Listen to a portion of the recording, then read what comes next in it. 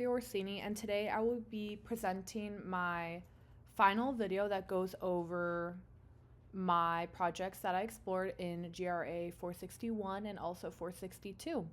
My senior project as a graphic designer was to pick a social issue that I was passionate about and then explore that social issue visually through a couple different projects. And so jumping right in, you can see I picked the dangers of AI, or artificial intelligence.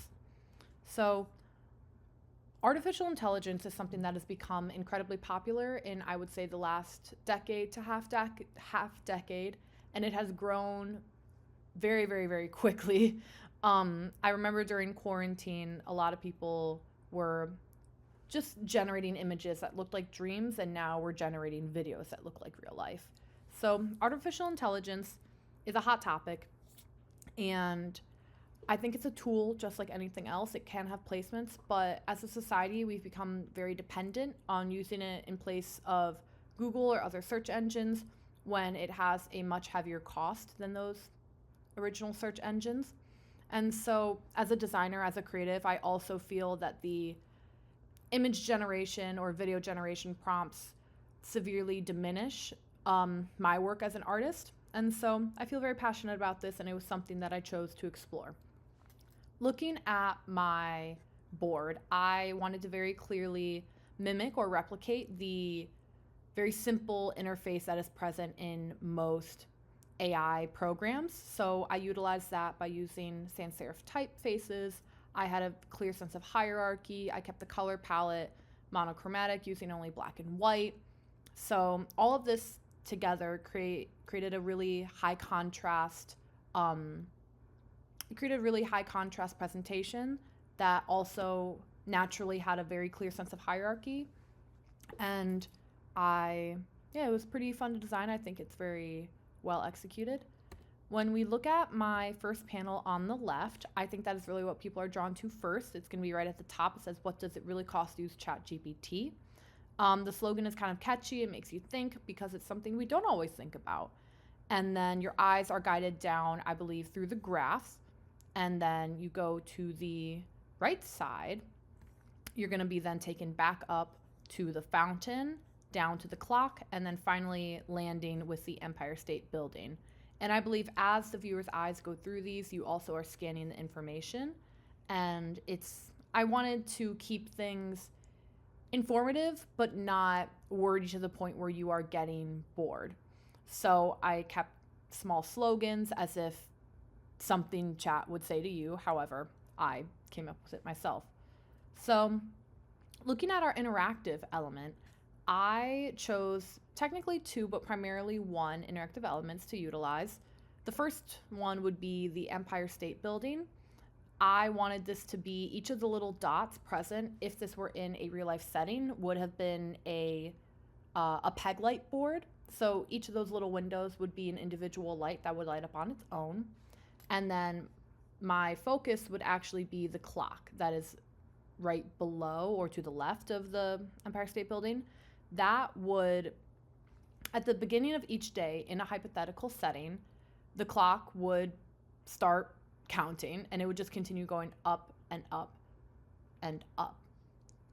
And it would continue to go until it reaches 540 days. As the text below it says, this amount of energy could be used to keep the entire Empire State Building running for 540 days straight.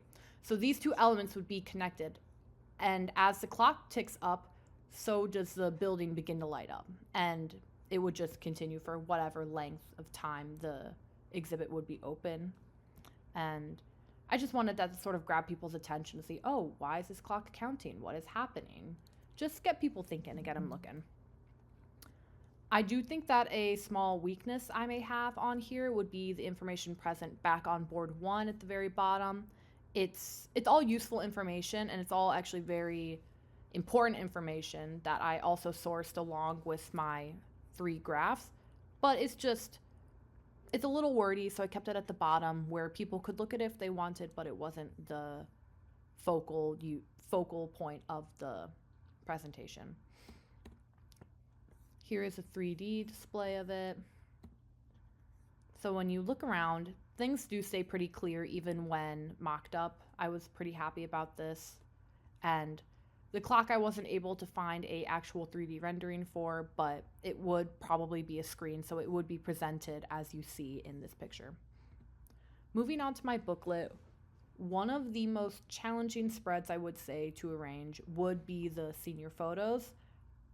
There was over 100 senior pictures that I had to incorporate, and a lot of them were different sizes. I did not realize they were different proportions. Some are portrait, some are landscape. So that was a bit of a challenge, and then finding how to just fit all of them on. At first I wanted to see if I could do it in 1 or 2 spreads, and then I ended up doing probably closer to 4 or 5 spreads. So I like how it looked. It has a clean grid system. I did rows of 10 or columns of 3 that just spread across the page. And I decided to let each picture be their original proportion, as I feel it adds some variety while still keeping it still flows with the grid system. The margins are the same. It looks good. I want to look at my what was my strongest spread, and I feel that my strongest spread was my table of contents. Like I said with my earlier project, I'm trying to mimic the interface of artificial intelligence, like their chatbots, and so I chose that with the colors that I use, the type that I use, even the catchy little slogan, "What can I help you find today?" Almost as if you were talking to a chatbot. Something I utilized a lot here was white space.